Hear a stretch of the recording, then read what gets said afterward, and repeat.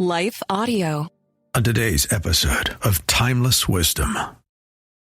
Now, I have a topic today which reverses exactly. It doesn't undo, it just reverses everything I always say about how we have a moral obligation to be happy, right? Because happy people do more good. Now I'm going to turn it all the way around 180 degrees and tell you that the opposite is also true. That good people are more happy. That's coming up on Timeless Wisdom with Dennis Prager. Right now, a woman just searched online after finding out she's pregnant. And abortion clinics are racing to be the first voice she hears. For just $50, Caring Network can get there first, with compassion, real support, and real hope. Go to caringnetwork.org and give $50 today, because who reaches her first changes everything. Welcome to Timeless Wisdom with Dennis Prager. Hear thousands of hours of Dennis's lectures, courses, and classic radio programs. And to purchase Dennis Prager's Rational Bibles, go to DennisPrager.com.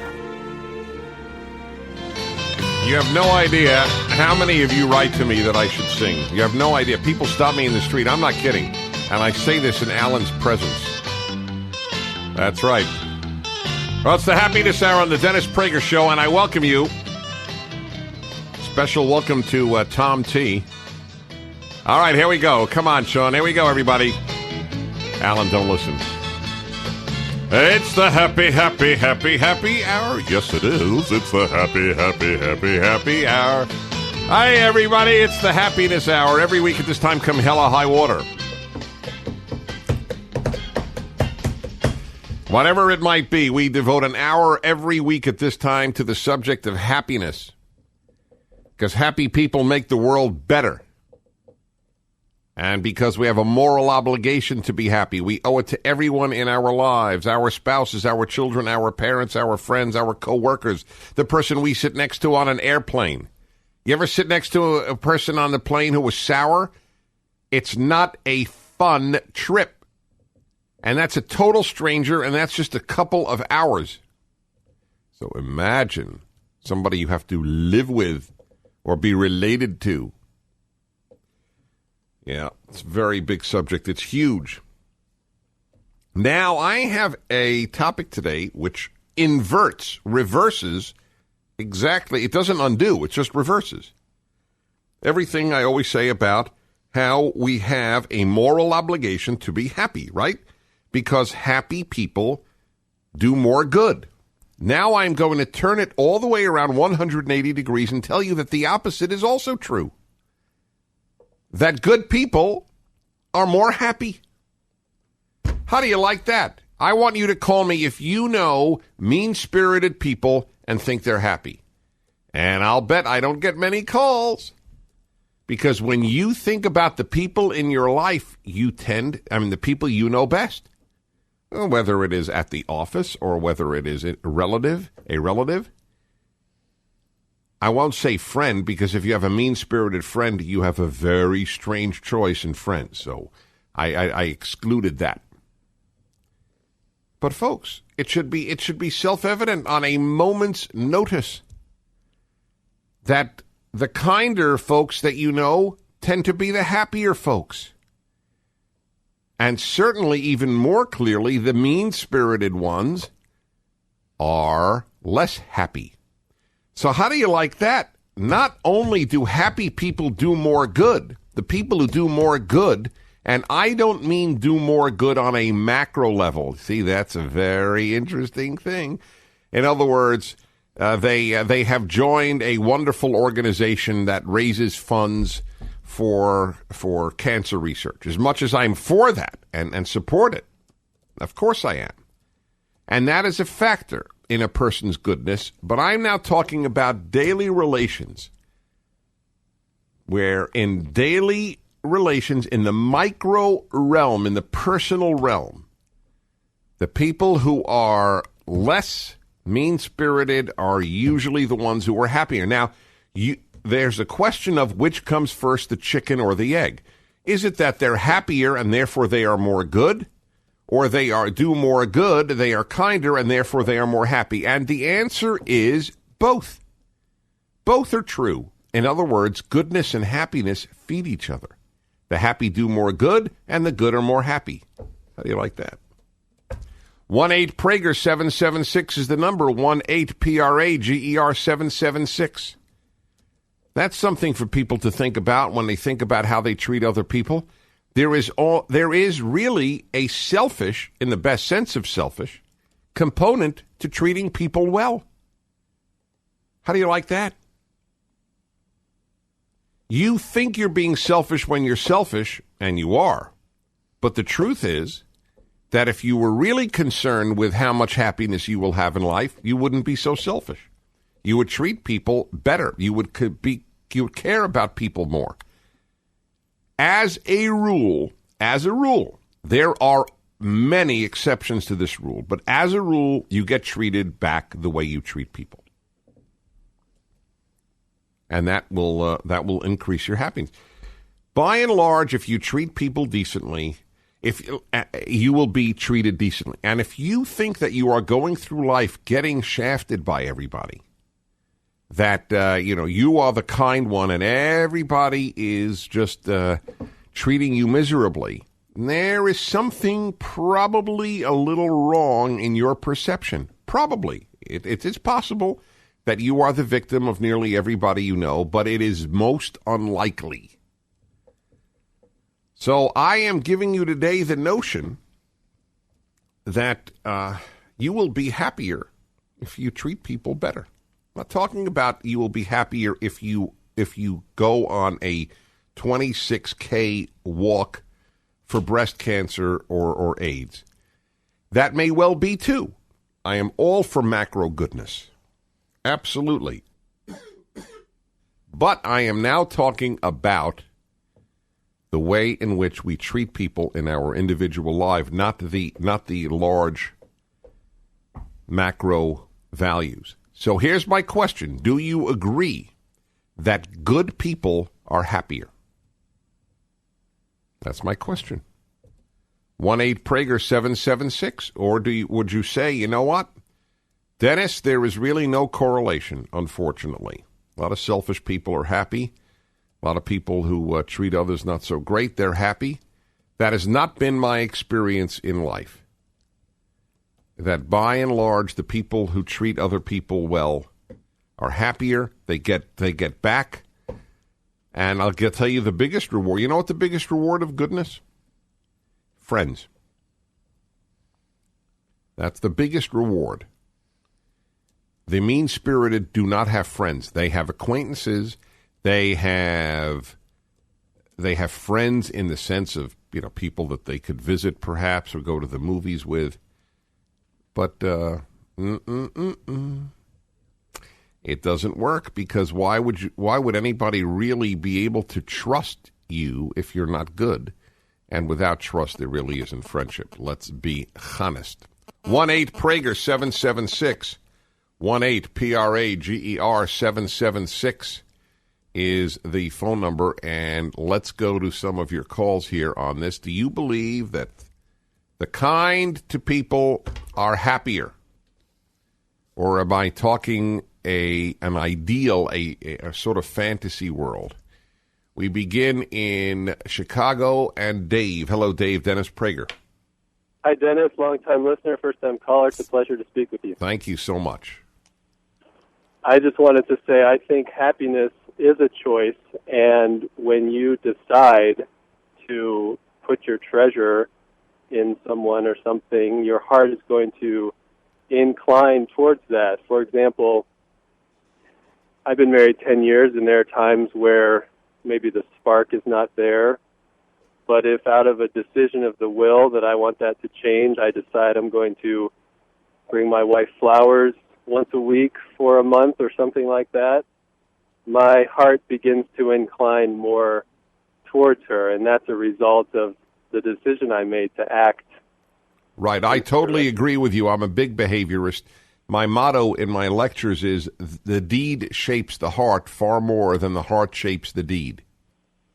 I agree. I'm a Christian, and it comes right out of the Sermon on the Mount where Jesus says, where your treasure is, there your heart will be also. Right. So here's the question here is, how does this relate, though, to my subject that if you're, the more good you are, the happier you will be?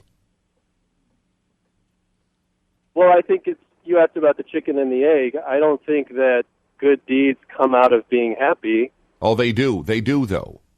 They don't only come out of being happy, but Dave, let's talk real. Most people, when something very good happens in their lives, are far more inclined to treat people well than when they are unhappy. Right? Agreed. Okay, all right. So that's what I'm saying. You see, that it's very important to be real, folks. Very important. We sometimes, and I'm not saying Dave did this at all, but sometimes religious people, and I am religious, so I have no problem in saying this, sometimes religious people will cite verses and cite doctrines and cite beliefs, and they're all legitimate. But they somehow don't think that you can be fully human at the same time and look at reality. And the reality is that happy people, not just religious people, but happy people will do more good. And not all religious people do more good. There are unhappy religious people. I've talked about that a number of times. In fact, I don't know if I've talked about that recently. We ought to do that one more time, another time. But right now, I'm telling you folks, and it's worth telling your kids this, if they want to be happy, they have a much better chance if they treat people well than if they don't. Much better chance. In fact, the other way is impossible. The Happiness Hour on the Dennis Prager Show continues. This episode of Timeless Wisdom will continue right after this. We live in a time where the moment you question the narrative, you're told to stop thinking and start complying. That's why what Angel is doing matters. With eye-opening documentaries like Thank You, Dr. Fauci and RFK Legacy, Angel is willing to explore the issues others avoid. In a culture shaped by gatekeepers, Angel offers something rare, a platform for truth-seeking storytelling that isn't constrained by fear or conformity. Go to angel.com/Prager, join the Angel Guild, and watch these films today. Now, back to more of Dennis Prager's Timeless Wisdom. You're listening to the Dennis Prager Show. This is the Happiness Hour. I begin almost every Happiness Hour by telling you that happy people do more good. And now I'm telling you that the more good you are, the happier you will be. They are both interrelated, because a lot of people wonder, gee, why do these bad people have it good? That is one of the oldest questions in humanity from the book of Job on. Why do bad people prosper? Well, they may prosper in some ways, but are they happier? In your life, that's my question. Not looking at the newspaper. In your life, among people you know best, do you believe that the people who are the most mean-spirited towards others are just as likely to be happy as the people who are kind toward others? That's my question to you. That's the best way to ascertain. Not in general, but from the basis on the people you know. 1-8-PRAGER-776. And in Irvine, California, Hugh. Hello, Hugh. Dennis Prager. Hi, Dennis. Love your show. You're the greatest unknown professor I've ever had. The greatest? You mean unknown in the sense that you don't know me? Exactly. Okay, fine. Okay. Well, my question is this. I used to be a part of a 12-step, and as you know, you've probably heard of this. They had the whole fake it till you make it philosophy, which, yep, I do agree with to a certain degree. But then I've had I'm also a Christian. I've had a lot of Christian friends that they're cool 12-step, but they also say, you don't want to be like a whitewashed tomb, like one of the Pharisees, that's all clean on the outside, but full of dead men's bones and desolation on the inside. So they have also emphasized, you need to clean yourself out on the inside, and then it'll sort of shape your outside behavior. And it's just one of the things that's kind of kept me up at night sometimes, before I go to sleep. Like, is there a more right way? This is a terrific question, terrific. And I will be totally candid with you. This is one of those areas where, and I am, one of the biggest defenders and advocates of the Christian American that exists today. My life is devoted to Judeo-Christian values, but this particular idea is not my idea. I agree with the 12-step program more than I do with many of your fellow Christians on this matter. I don't even understand how one goes about cleaning one's insides fully, because God didn't make us saints. He made us human, and inside of us is a whole host of conflicting emotions, desires, lusts, etc. And I am much more interested, and I think God is. People say God measures the heart, and I agree with that. I think God does judge the heart, but the heart of the person who is willfully doing good is a good heart. You see, the very fact that you have decided to treat others well before, so to speak, cleaning up your insides shows that your insides are already very good. The very fact that you want to do good, what does that say about your heart? Very, very, yeah. Very well put. Thank you, Dennis. Okay, thank you. Boy, am I happy you called. I mean, I get that a lot from religious folks, especially Christians, to be precise here, about this lying asleep. Boy, that's pretty bad. Lying asleep, I tell you. Lying awake at night and not being able to fall asleep, whether metaphorically or literally, because they know that they're not pure inside. There's no such thing as pure inside. It doesn't exist. It's the issue is our behavior. And the very fact, you see, when Jesus was criticizing the Pharisees, it wasn't over their acting ethically and having impure insides. It was their acting ritually and having impure insides. That's the difference. Jesus never said, look, all the kind things that you're doing, but I know inside it, you're not kind. No, never. It's a misunderstanding. And it certainly, and he certainly didn't apply it to all Pharisees. I mean, that too is important. But yes, there is an element of ritualistic observance in religion that is not accompanied by goodness, and it is disgusting. And Jesus was not the first Jew to say that. Isaiah spoke, I don't need your sacrifices if you're not good people. You can keep your sacrifices. In other words, keep your rituals. But never, ever, ever think that your insides are more important than your ethical, decent behavior. Never. Not in God's eyes, not in humans' eyes. And I'm glad that was raised, because a lot of people are confused on that matter. And again, doesn't it show how good your insides are that you do want to act good? What does it say about you? That you do fight your other parts? You will never, as humans, have a pure inside. Never, never.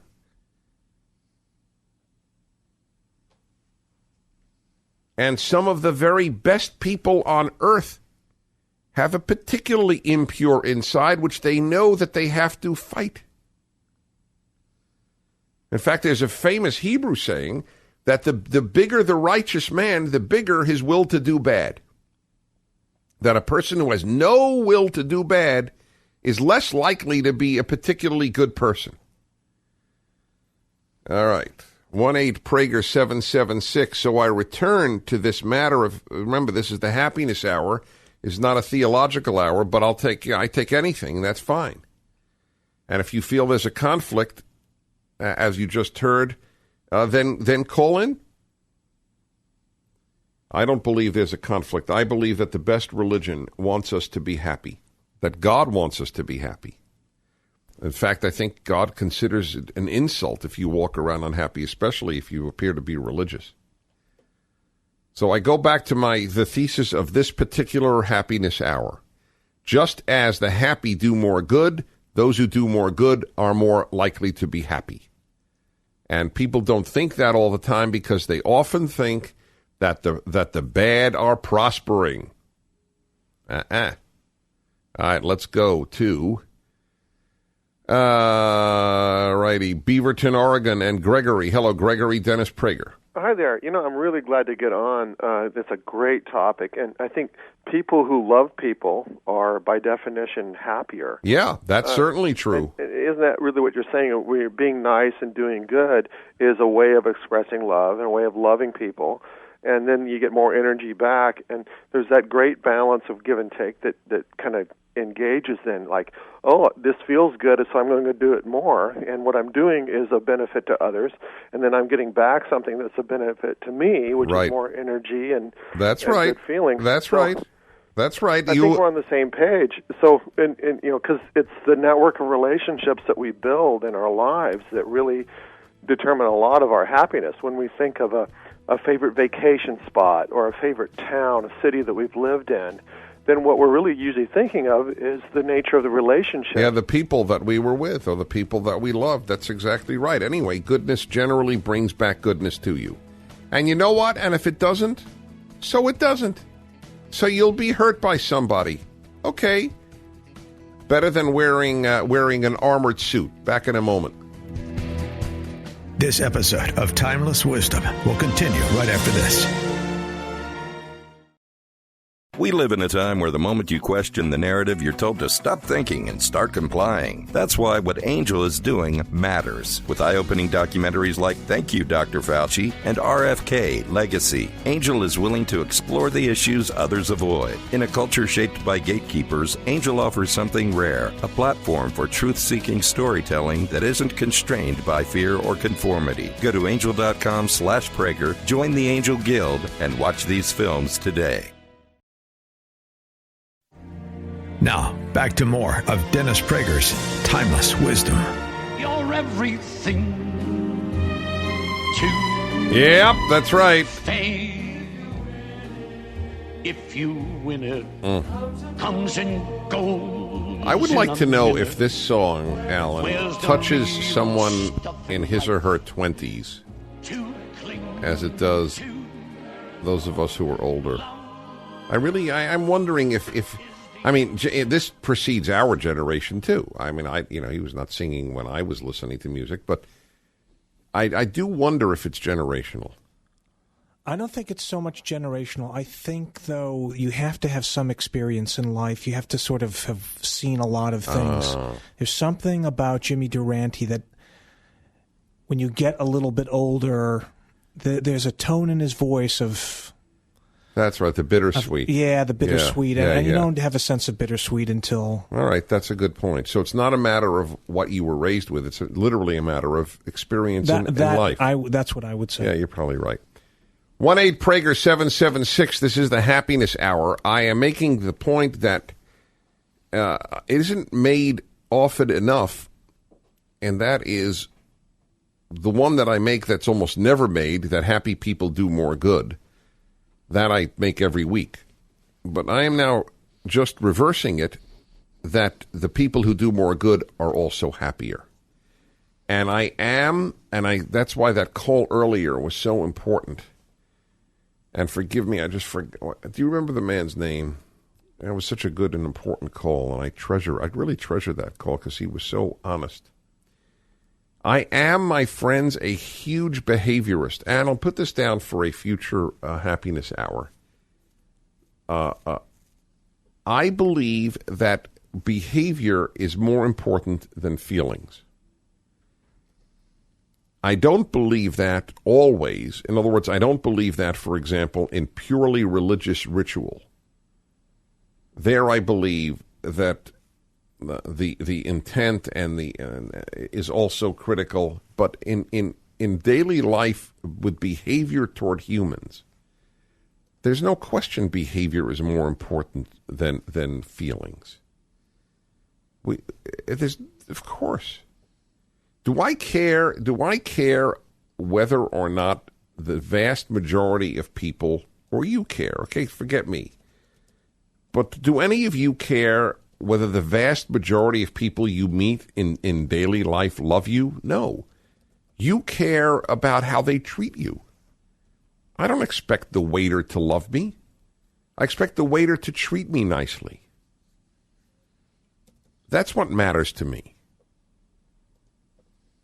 Behavior is so important. That's why people have lost this. This has been lost completely. That's why people say it doesn't matter how you dress when you go to church. That behavior is irrelevant. All that matters is that you are there, that you have a religious heart, that you are thinking about God. God doesn't care how you dress. We live in an anti-behaviorist age where it's all your intention, not your behavior, that matters. But I believe that casual dress, going to church in shorts and a tank top, it reflects something inside of you, because you wouldn't do that at the Academy Awards, would you? So what you're saying is that you will treat actors and actresses better than you will treat a house of God. That's what you're saying. So I judge people by their behavior. Period. End of issue.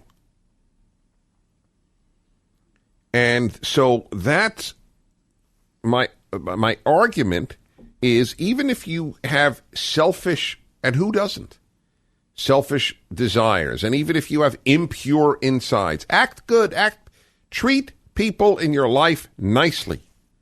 You will be happier. That's my argument. Don't wait for a change of heart. Don't. All righty. Let's go to some of your calls here. 1-8-PRAGER-776 is 877-243-7776. John in Chicago, hi. Hi, Dennis. Hi. Hi, I just wanted to tell you that that song you were just playing, I'm 23 years old, and I was just thinking as it was playing, what a great song. You know, I was listening to the lyrics. There you go. Isn't that nice? 23-year-old loves it. We got to get him the name. Where could he find that? Well, I'll let you know as soon as we come back, because we let people know where the music is from. We'll be back in a moment. You're listening to the Dennis Prager Show.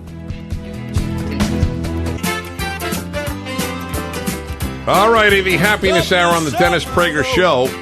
Happy people make the world more good, and the people who act more good are happier. So I'm talking about part two here, that those of you who think the mean and the selfish prosper and the good, they're losers, or they lose out in the happiness sweepstakes, you're wrong. They may make less money. I'll acknowledge that. I don't say that if you are good, you will make more money. I say you'll be happier. 1-8-PRAGER-776, and let's go. So we're going to now, the Jimmy Durante song, the young man in the Chicago wanted to know. What you give me, I'll announce it on the air, or what? All right, so find it for me, I'll announce it. All right, let's go to, is it Ita? Isla. I'm sorry, Isla in Los Angeles. Dennis Prager, hi. Hi. I think that it can go both ways. You know, people who are kind do the good acts, do good deeds, but that sometimes also doing good deeds can make somebody more kind. And there was actually a study where they took prisoners and they gave them animals, and they were to care for the animals. And through caring for them, they actually learned, some of them for the first time, to actually care for another living being. And they became more kind because of that. And there were less behavioral problems with them as well. Yeah, and so I think it can go both ways. Yeah, it does. And that's a behavioristic point. In other words, they started to act good, and so they became better. Yes. Yeah, that's right. We're talking happiness, but that's absolutely accurate. By the way, I will say that it is my general belief that the treatment of animal issue goes more the other way. That people who are cruel to animals will be cruel to people. I find that to be truer than people who are good to animals will be good to people. But I think in the specific case of inmates, having to take care of an animal may help them become more orderly and you know, all the good things that we want from an inmate. So yeah, I'm prepared to believe that. I thank you, Isla. And let's go to Oak Brook, Illinois, and Chris, Dennis Prager, hi. Hi, Dennis. I do work for Mother Teresa's nuns here in the city. Oh, and, wonderful. do a soup kitchen. They run a shelter for unwed mothers. These nuns, I mean, I'll take them to the eye doctor or whatever. You're around them. They're constantly smiling, but it's genuine. It's not, an artificial smile. It's a genuine smile, and they're constantly sacrificing and helping other people in the inner city. And it's like you get more out of going there and being around these nuns than they get from you helping them. I believe that. I beyond believe that. I am sure you are right. Talking specifically about nuns, I remember being in Phoenix. I have this on video because remember, I don't know, some of you who really follow my show will recall, I had a New Year's resolution for 2005 to make a video diary of my year, and I pretty much kept it up. And I took, therefore, my video on my lectures around the country, and one of them was in Phoenix, and it was at a synagogue, and there were nuns who came, and these nuns, afterwards, at the reception after the talk, this was the nuns' order responsible for the plaques at the Grand Canyon, that those little plaques that had verses from Psalms, "How great are thy works, O Lord," for example. And I fought for those plaques after the ACLU. The ACLU has an entire division to find anything that smacks of Judeo-Christian values to remove them from the public sphere. The ACLU considers this a virtue to do that. It's twisted, but that is their view, that America would be better without that plaque, that little plaque at the Grand Canyon. It's a better country. And I fought for those, and they got them back with the help of my friends like Senator Blendu in the Arizona legislature. We got them back there. So they came, and these nuns did a dance around me, and they just radiated joy of life. They just did. And I feel that way within, that's a Christian example. I'll give you a Jewish example, the Chabad rabbis around America who have their Chabad houses in virtually every city in the country. And the distinguishing feature of them is their happiness, is their joyful personality. Now, do they ever go to bed worried or depressed? They may well. I'm talking to you, though, about their demeanor. And I think it has a deep effect. I know it has a deep effect on others. I think it has a deep effect on themselves. Where is the verse, you should serve the Lord in happiness, serve God in happiness? Is it from the Psalms? Ivdu et Hashem b'simcha is there. That's what I remember. I don't remember where it's from. Anyway, it's a great point. Unhappy religious people. You know what I say to unhappy religious people? This is what I say to them. Please get happy because you give God and your religion a bad name. But if you can't get happy, please stop being religious. Because it's a disservice. Josh, Monument, Colorado. Dennis Prager, hi. Hey, how are you, Dennis? Good, thanks. I just was considering that song from Jimmy Durante. I'm 25, and I guess what Alan had was talking about how it's more of a life experience. Yeah. Right. Well, in my case, I think it's more the values I was raised with, because the values from that song and the period were very different from the values and songs of now. I mean, it's just wow. And you're 25 and saying that. By the way, are you saying that Alan was wrong? Not wrong. Well, that's good, because he's very hurt. Tell him I'm sorry. All right, I'll tell him. Anyway, it's Sleepless in Seattle. That's it. The soundtrack. Alan and Josh and everybody listening, that is one of my 5 Desert Island discs. The Sleepless in Seattle soundtrack. One great love song after another, including the Jimmy Durante. All right, we'll be back in a moment. Final segment of the Happiness Hour. If you want to get in, 1-8-PRAGER-776. This episode of Timeless Wisdom will continue right after this.